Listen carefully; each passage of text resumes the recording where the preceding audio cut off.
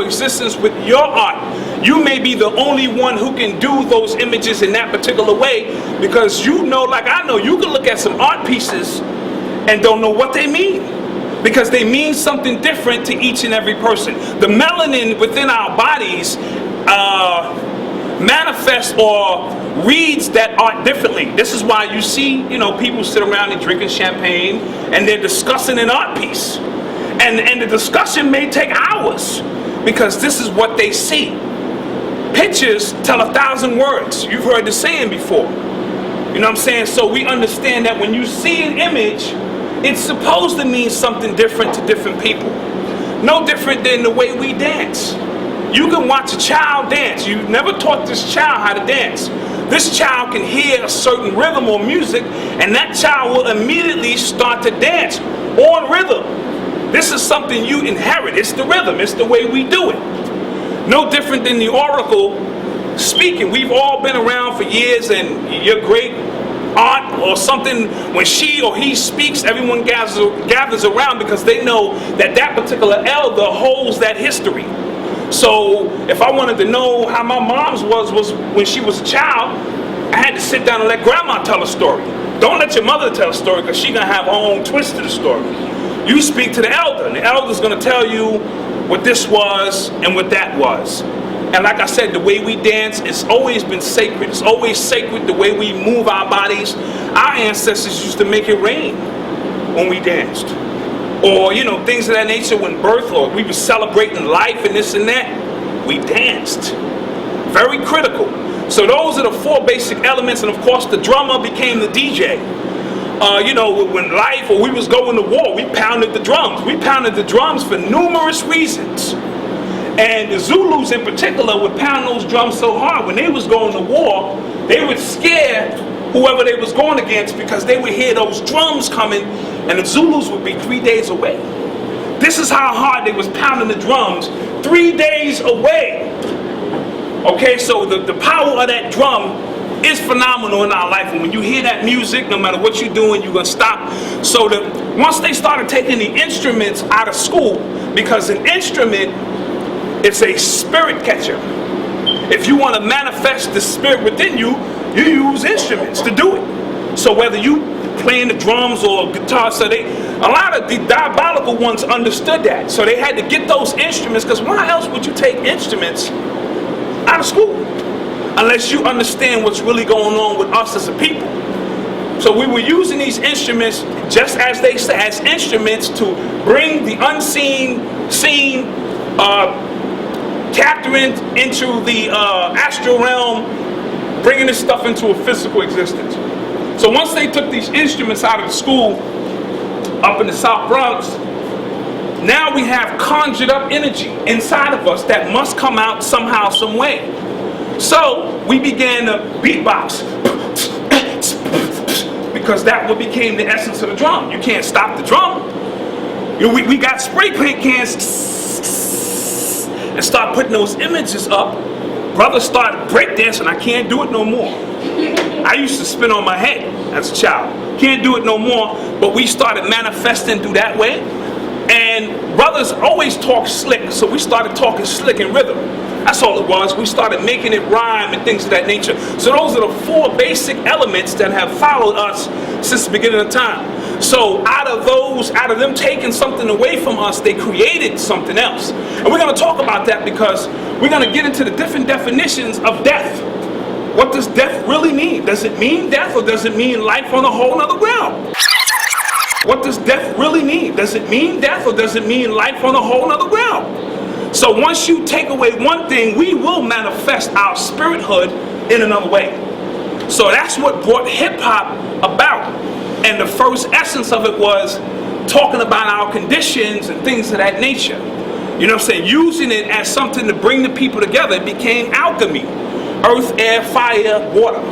And that's why I took the elements, the basic elements of hip-hop. I showed the spiritual connection to it.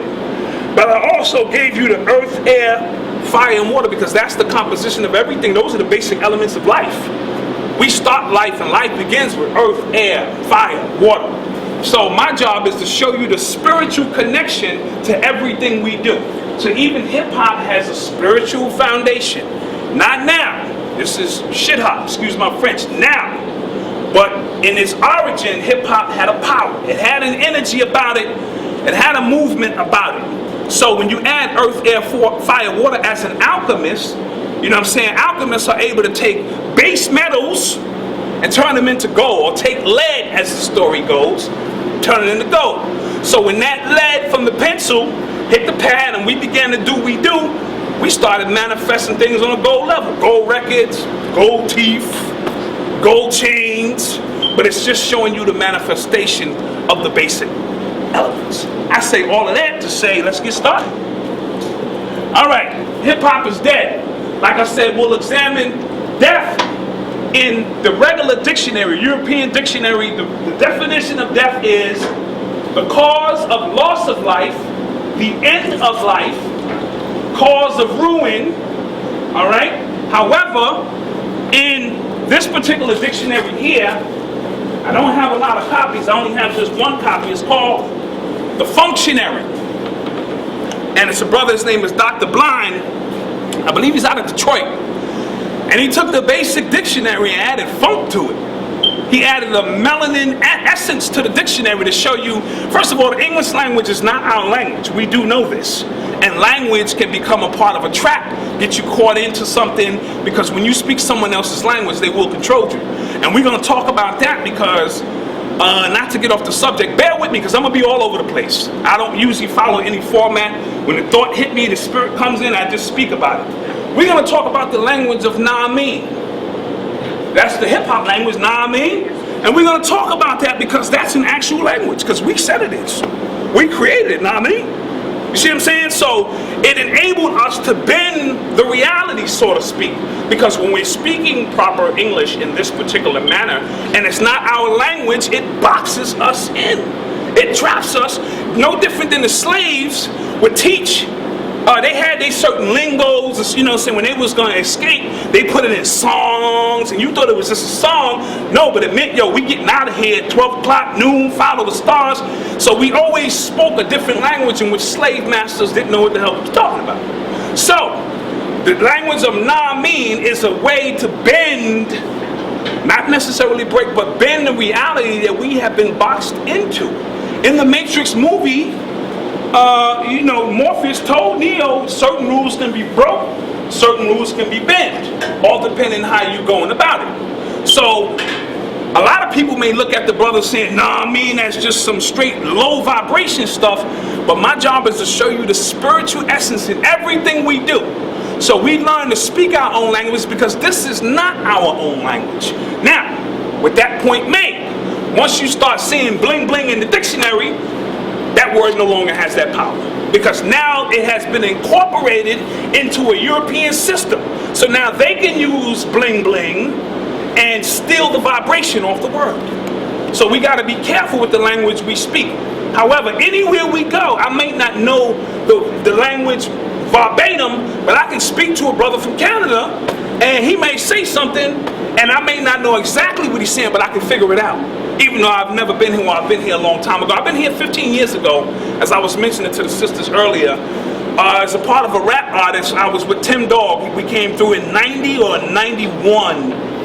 It was such a long time ago, and I didn't really have time to interface with the people the way I'm doing now. It was like shoot in, get on stage, get off the stage, yada, yada, yada. So, this brother's Dr. Blind took and made a spiritual sort of dictionary. So his definition of the same word is a transition of spirit into a higher vibration of energy, oscillating resonance, the origin of life.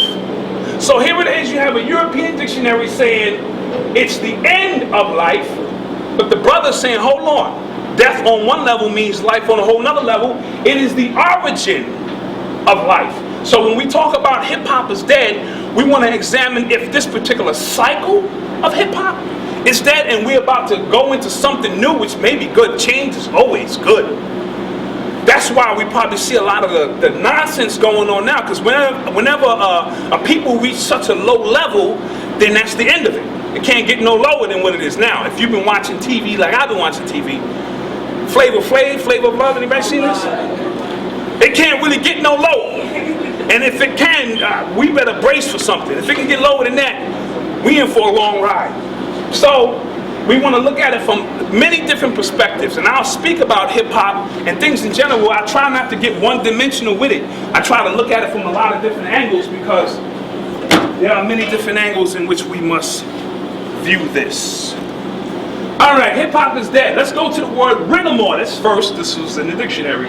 It wasn't in the functionary, so I used the regular joint. Stiffness of death, temporary rigidity of muscles after death. So, you know, when you die, that rigor mortis kick in, is done. Nigger mortis, this is just my breakdown of this. This is just me twisting the language. The inability of niggers to move forward. Stuck, lazy, complacent, spiritually dead. So we could be functioning, but if we spiritually dead, that's going to be nigger mortis. And for the lack of better terms, so I'll explain all the nigger stuff because big hoopla going on with this too. So we'll explain that. Rigor mortis. Can't leave white people out. The fusion of white people's energy and ideas into the energy field of black people to stop the flow, again, which is death, of consciousness and upward mobility. So if we're going to say hip-hop is dead, we just can't say black people killed it.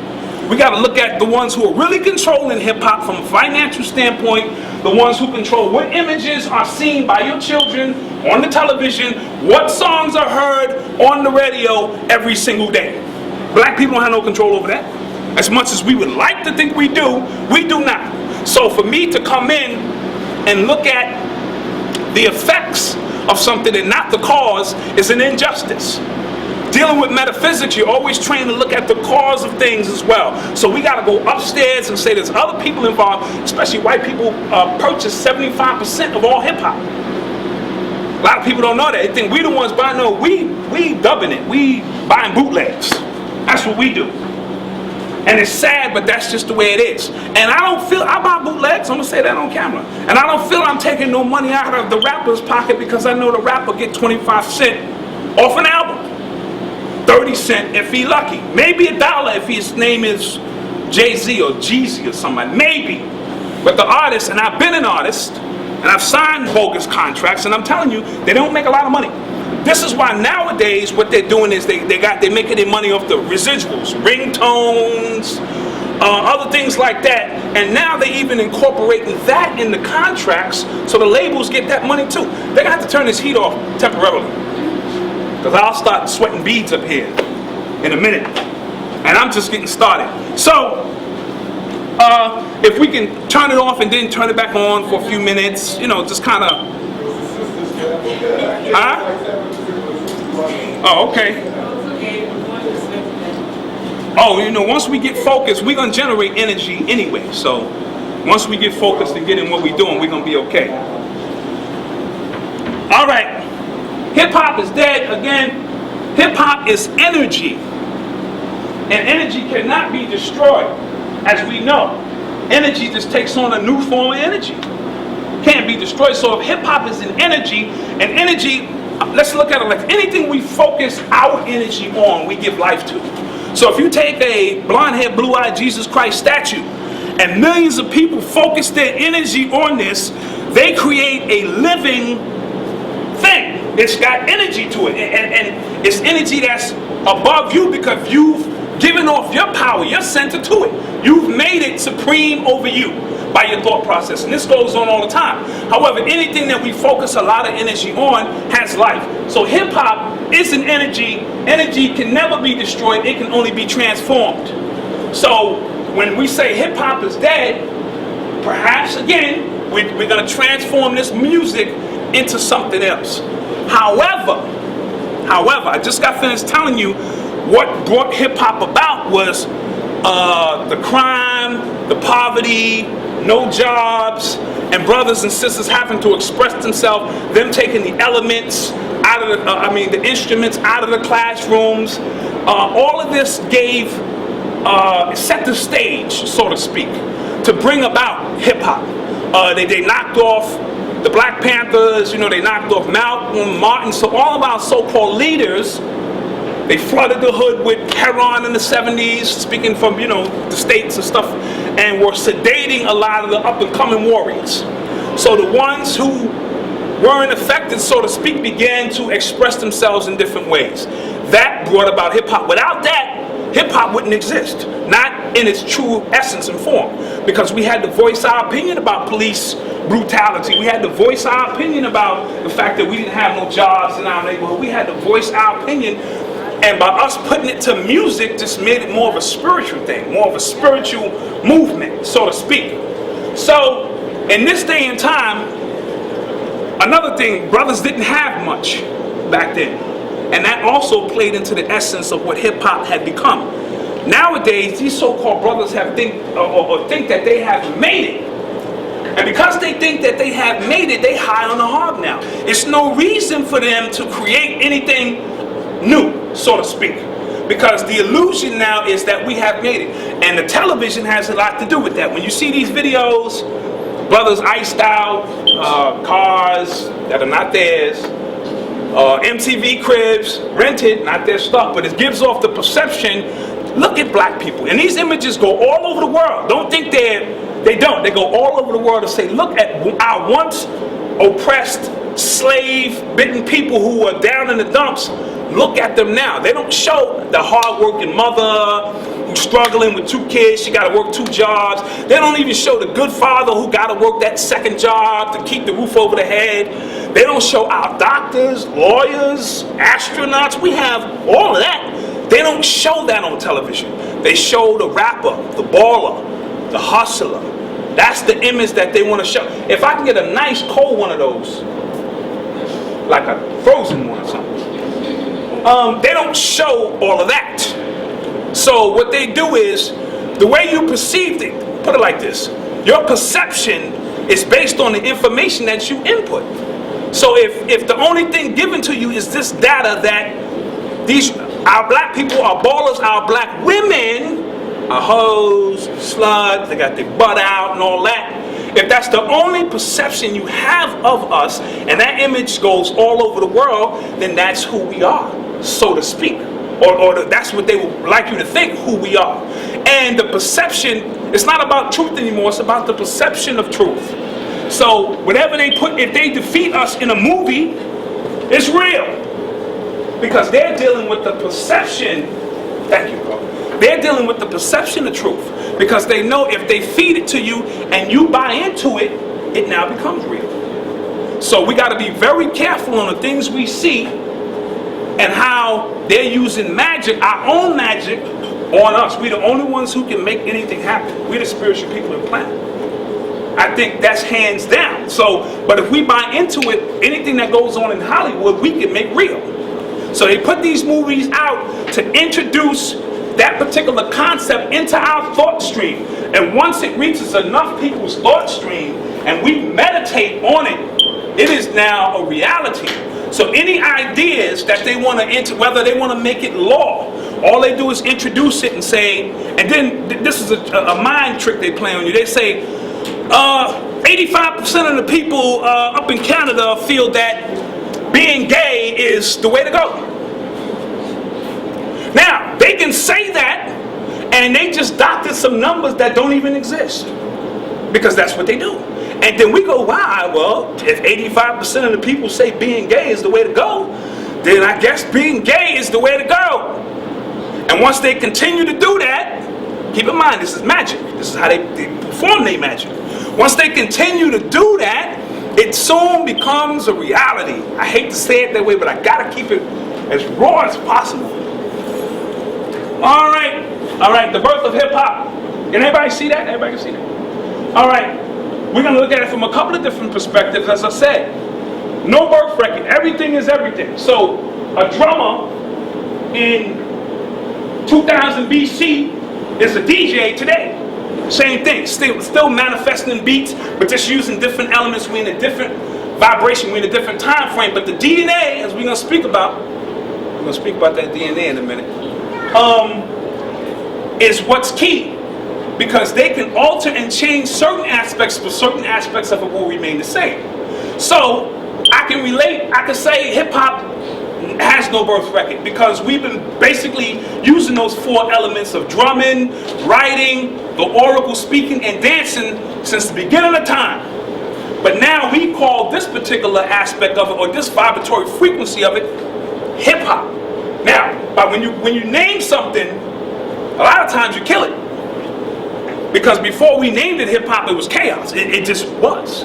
We was just doing it. Once we gave it a name, we allowed those who couldn't comprehend what we were doing, once we name it, because that's what white people do, they name things to give them a better understanding of how to deal with it.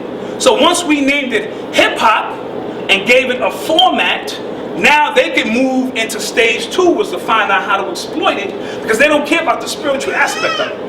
If the spiritual for us manifests into dollars, for them, it's a go. Their whole concept is, how can we make money from this? How can this be something, because their God is money. And I'm not even talking about white people. I'm talking about certain individuals who ride on that frequency. You could be blue. If you are in contact, or your vibration is being affected, because if you hang out with non-broke people, chances are you're going to be number 10. That's just a fact. So my mother used to say, watch who you hang out with. You know what I'm saying? If you're hanging out with brothers who want some thug and criminal activity, you're going to get caught up in it sooner or later. Haphazardly or not, you will be caught up in it, or you'll be riding in a car that's dirty and you knew nothing about it. So we want to be clear with that. Current vibrational frequency kicked in about 1973, 1974. That's when Herc came out into the park and all the elements began to converge. So the current vibrational frequency of it kicked in 1973, 1974 on my block. So I want you to understand the spiritual significance of what I'm bringing to you. I was a little kid, but I'm bringing you back the truest essence. It's like I was in the land of Atlantis when it came to hip-hop. I saw the young guys putting it down, and because my father wasn't in my life at the time, you naturally levitate to the older guys on the block. You want to do what they do. You want to watch their style. You know what I'm saying? You naturally do that. You look up to them because you're looking for a male figure, and I just so happen to be looking up at Kool Herc and Africa Bambaataa and those guys. So I know a little bit about hip-hop. That's all I'm basically trying to say. What or who brought this about, this energy? Now, I just got finished telling you that certain things have to be put in place to bring certain things about. If you're doing magic, you got to have certain elements in place. And magic is nothing but a mathematical, everything has to be precise. If you're a vampire and you live off the energy of the people, and you really rely on those people, and you need them to bring about a new energy, you have to set the stage for them. Like, the harder they push you down, the higher you're going to go up. So if you oppress us as a people, you take away the jobs, you kill off our leaders, you make housing, the housing situation is extremely, extremely bad, and you put a whole bunch of people in that situation, it will manifest something, especially being that we the people who we are. So the further and further we became oppressed, the more and more we wanted to fight back, the more and more we wanted to voice our opinion on what was really going on. So we need to also examine those who knew hip-hop was coming about. I'm dealing with metaphysics here. I'm telling you, if I deprive you of something, if I say, look, cheeseburgers is banned in Canada from now on, and I keep, every time you see me, I'm eating cheeseburgers on TV, but they banned. You cannot have cheeseburgers. If I see you eating a cheeseburger, the police are going to hit you in your head with the billy club, and you're going to jail. All right? Let's just use that as a scenario. And then, all of a sudden, you're fighting because you want cheeseburgers. So all the people get together and form a movement, we want cheeseburgers. And then you finally break through, and now you have all the cheeseburgers you want. Okay? So this to show you how they can control things by what they take away from you. And we're going to speak about that in detail, because all these brothers, we've been deprived of so many things, but the brothers in hip-hop now only seem to be focusing on the money aspect. Now they got a little bit of money, so they think they have made it. But we've been deprived of so many things. Education, our history, the list goes on and on and on. But I don't see these rappers fighting for our history or fighting for our mothers. I only see them fighting for money. And once they get money, they think they have made it, not understanding those who control the money game control you. If you will do anything for money, that means I hold that power. And I can make you get on stage on some Flavor of Love's nonsense. I can make you do anything I want you to do, because the bottom line is you need the money, or you want the money. You think you need the money.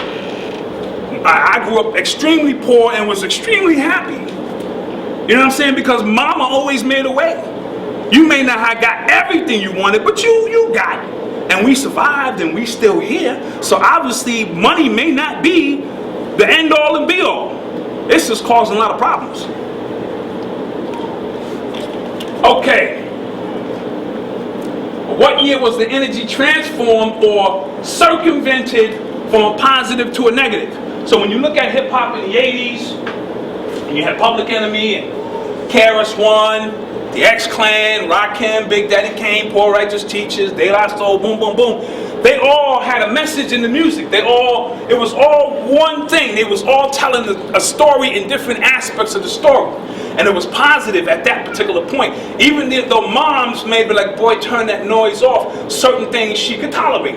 Like, oh, I like KRS-One because he's saying something more. I like this one. At what point did it go from positive energy to a negative thing, where the more negative you can spit your lyrics, the more money you made, or the more so-called clout you got? At what point? So we need to examine that, and we will while we're here. I'm just still laying out, laying the big picture out. How has this transformation affected our future? We need to talk about that too. How has this, it's a saying I use, is current conditions, pre-existing conditions plus current thought stream equals future conditions. So the rappers always say, yo, all I'm doing is rapping about what I see. Who put them things there for you to see? And if what you see is going to mentally, because thought is everything. Thought is the building block of all life. So if those thoughts are projected out and our future is based on what it is you see now, who planned it or set up the conditions of hard times for you to vibrate in, for you to get your thoughts from? So don't just look at the rapper and say, no, look at the conditions surrounding the rapper. You know what I'm saying? And because again, our magic is from here. All our magic is mental. And if I want to project positive thoughts for the future, I need to be in a positive setting, so to speak, now. But if the situation I'm in is always negative, it's always a low vibration, then it's going to be extremely hard to vibrate on a higher frequency at a later time. Can we do it again? I just got finished answering that question. At the present point, no. Because we think we made it already. Hip-hop came from that lowest of the low. But ain't nobody, everybody think we paid already. If you watch BET, Black Exploitation Television, if you watch that nonsense, you would swear black people, and again, I'm looking at it from a global perspective. We in the hood, we know better. But for those across the seas who are really dependent on what they see to make their judgment of who we are, they don't know. So they watch it. Even Oprah Winfrey went to Africa and they call her nigga. It was like, what up, my nigga? Simply because they thought that, and they didn't mean it in a disrespectful way. They just was watching BET and figured this is how we greet each other. And that's not how we greet each other. It has become, which we're going to talk about. We're going to talk about that. All right? Okay. Take a shot of this too. Maybe this will help out. All right. The DNA of hip-hop. We'll talk about 4 basic strands of DNA. A, T, C, G. I'm pretty sure the sister know what I'm talking about. There are 4 basic. Is it 5? Oh, okay. So DNA is how we transfer information, among other things. It's embedded in us. Everything that we was, everything that we are, and everything that we will be is inside of the DNA. It's a language, and when you juxtapose these letters, A, T, C, G, they speak a language. Get my DVD, The 5 Bloodlines of Hip Hop. My partner, Rich, goes in, he calls it the Twisted Twisted. So, scientifically speaking, or, spiritually speaking, that language is through the DNA. Okay, so we want to see how has this, but the way they got it set up now, they can alter and change our DNA by what we eat, what we think, what we drink, the environment. So they're playing with our future on levels that we may not be accustomed to or understand. Now, if there's 4 basic strands of DNA, I like to say there's 4 basic elements of life: earth, water, air, fire. Okay, so that's the EWAF. Those elements come together, and so by tainting the water, or tainting the air, that can also affect the strands of the DNA. It's all connected. Alright? The 4 basic ancient elements: the hieroglyph, the dancer, the drummer, and the oracle. So that's where you get your ADDO. You ain't gonna find this in no science book. This is just me going in. This is just how I see it. This is the way my DNA is affected now, where I'm able to manifest things the way I see them. Now, the 4 basic elements of hip-hop, of course, is the graffiti, the DJ, the b-boy, and the MC. It's no coincidence we're still talking about 4 basic elements, from our spiritual DNA to our physical DNA. Now, if they can, because as above, so below, as within, so without. So our ancestors always taught. So if they can manipulate us spiritually, they can also manipulate us physically, because physical is the lowest level. Spiritual is the highest level. Alright, so they're tapping in on our DNA to bring about, because our DNA is constantly changing, mutating, and things of that nature. So they're tapping in on that because they are controlling our future. They don't just want to say, all right, we're going to teach them low-level information in school and make sure that all the food they eat is poison. That's one way of doing it. They do that as well. They are trying to tap in on and deal with us spiritually. And we're spiritual beings before anything else. I am a spiritual being having a human experience. This is a suit. I'm wearing it so I can come down here and hang out and talk to y'all. It's like going to space. You need a suit. So dealing in this 3rd dimensional density, I gotta wear this suit. And I beat the suit up sometimes too. I beat it up, I beat it in the ground, whatever the case may be, because I know it's not me. I'm gonna dump it and put on another suit when this suit wear out. Other people cannot do that. There are entities on this planet who are stuck and locked in 3rd dimensional. This is it. So they're gonna try to keep you here, because they know you can move on. You can graduate. You come down here, you learn a few lessons. You bounce, you come back if you need to come back, learn something else. You might come back as a real fat person, because maybe you need to understand what fat people look like or live like. Maybe. You never really know. Everything we do is a learning experience in some way or another. You might be in a relationship that just went bad. I hate that nigga. Well, maybe you had to learn that lesson, so that when you run into a real brother or sister, you can appreciate that. Maybe. So I try not to look at things so one-dimensional. I'm trying to get a full view of what's really going on, because we deep people, extremely. All right, let's get into the advanced DNA. Okay, the same elements, but what they have, what they call junk DNA. They're calling it junk. Now hold on. We're the most perfect specimens this universe has ever seen, and you mean we got junk in us? I don't think so. Watch the language. They calling it junk DNA because maybe they don't have it. Maybe they can't see them extra strands joining together the way we can. Now they got a 9-strand DNA somewhere in Africa. This is what I'm understanding. So you got to watch Angela Jolie and Madonna and them going out and getting them black babies, because they want to help black kids. There's plenty of black kids here. Why are they going there? You know what I'm saying? Because that's where that DNA is beginning to mutate faster. Because they want, listen, Madonna and them, you know they eat kids. You know they do that. Yeah, they do that. They literally eat babies. So I'm not saying that Madonna and them gonna eat them babies, because then we'll be like, yeah, Madonna, where'd that baby go? So Madonna, they're not gonna eat them babies, but them in general, they eat kids. You know how many kids be missing every year that they never find? Never. Where them kids going? During Hurricane Katrina, where them kids went? When you had them rich white boys going down there acting like they was helping with the cause and they was reaching out to the mothers, give me your baby, give me your baby. And once they got them babies, they bounced. They made sure to separate everybody. Exactly. So I don't want to spook nobody out, but they eat babies. All right.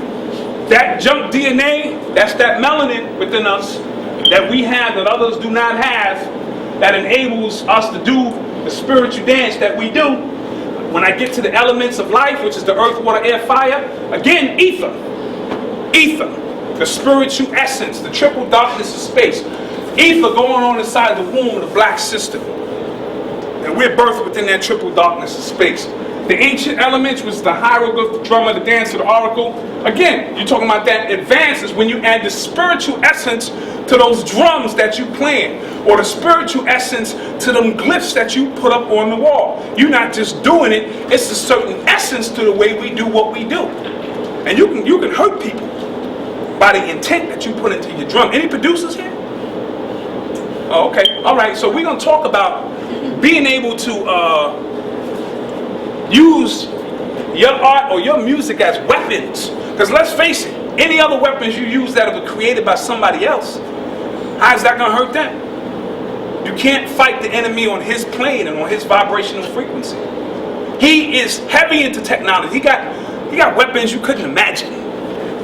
You could not even imagine the weapons that they're using nowadays. We can't win that war. That's devil business. Forget about that.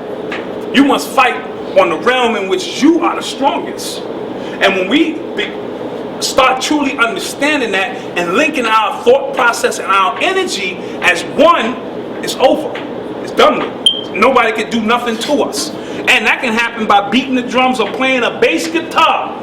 If while you're sitting there as an alchemist, you putting that certain energy into those certain chords. Because when you hit certain musical notes, they vibrate on certain chakras and open you up in different kind of ways.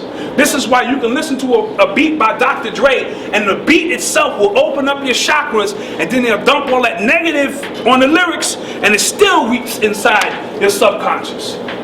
The beat, the drum, will take you. This is why in Africa they banned us from playing the drums as slaves. They said, listen, I know y'all do some spooky stuff and all that. Y'all can't have that drum.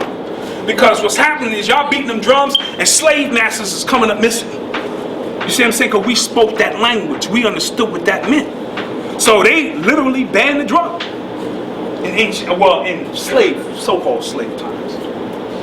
Hip-hop elements, graffiti, Deejay, B-boy, Emcee, Africa Bambaataa said the fifth element of hip-hop is knowledge. All of them fifth elements on all the way up the line is the same thing. Knowledge, spirit, ether, melanin, they're all the same thing. Just it's manifested differently. If you understand the power that you have and who you are is what brings all those other elements together to make you the force that you are. If you do not know, then that energy is being used by somebody else all the time. I don't care if it's sexual energy. If you just busting nuts to bust nuts, you're still giving off a vibrational frequency that those who know what time it is can eat that energy the same way you would eat jerk chicken. Because they live off of energy. Keep that in mind. We're talking about energy, not necessarily people. All right? People is one thing, but energy is something totally different. So I want to make that clear as well. All right, the language of hip-hop, as I said, now I mean, DNA speaks a specific language, hip-hop speaks a specific language, Mother Nature also speaks a language. When Mother Nature's pissed off, she burns some shit down, or bring in some hurricanes. That's Mother Nature cleansing the earth, the way she knows how to cleanse it. And if you get caught up in that, then maybe your vibration, because again, energy is only going to recognize energy. When Mother Earth comes through to do her thing, she's not going to say, oh, that's a white man or a black man. It's how your energy is vibrating. So color don't matter. If you're thinking like somebody that you are not, you get caught up in the storm. Animals deal with energy. Babies deal with energy. Hand your baby to somebody's energy is twisted. Immediately. Like, mommy, what are you doing? Same thing with your dog or your cat. Motherfucker.